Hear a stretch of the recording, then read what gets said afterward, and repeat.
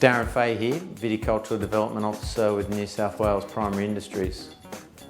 On the 9th and 16th of February 2016, field walks were conducted in Tumbarumba and the Canberra region to showcase various spray programs and product efficacy of Botrytis chemicals used in New South Wales vineyards.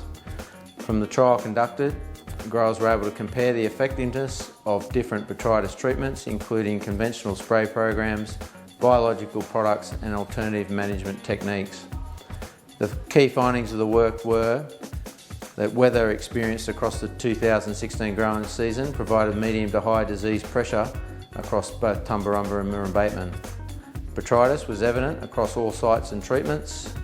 The application of Scala and Teldor at flowering, followed by Roval at veraison and mid-veraison, proved successful in controlling Botrytis at both Chardonnay trial sites in Tumbarumba.